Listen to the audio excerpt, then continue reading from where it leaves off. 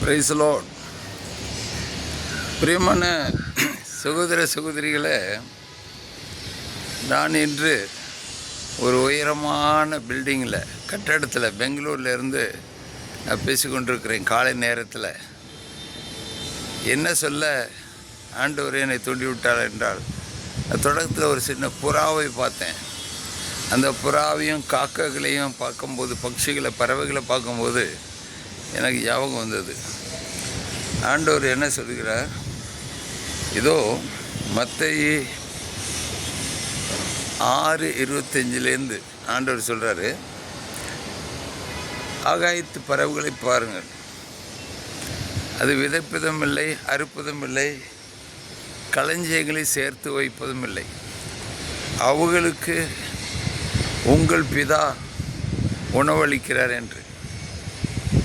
நம்ம அப்பா ஆண்டவர் இயேசு அவங்களுக்கு உணவளிக்கிறார்.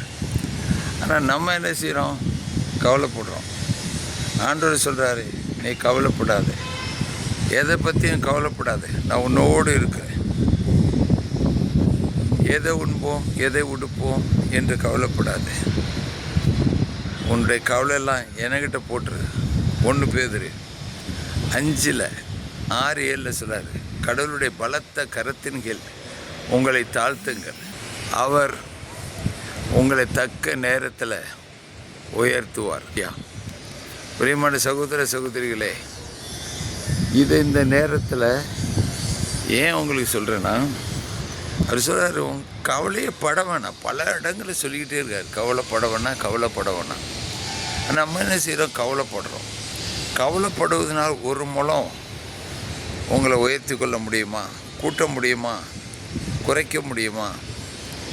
அதனால் கவலைப்படாதீங்க. எது நடந்தாலும் கடவுளுக்கு நன்றி சொல்லுங்கள். எப்பொழுதும் மகிழ்ச்சியாக இருங்க. இடைவிடாமல் ஜெபிங்க. எது நடந்தாலும் கடவுளுக்கு நன்றி சொல்கிறத தவிர, இதுதான் ஆண்டவர் இயேசு வழியாக, கிறிஸ்து வழியாக பிதா உங்களோட விரும்புகிறார் அப்படின்னு சொல்லப்பட்டிருக்கு. எதை? நன்றி சொல்கிறது. அவர் பயப்படாதன்னு சொல்லிகிட்டு இருக்கார். நம்ம பயந்துக்கிட்டு இருக்கிறோம். அதனால் கவலையும் படாதீங்க, பயப்படாதீங்க. கடவுளும் உங்களை ஆசீர்வதிப்பார். Praise the Lord.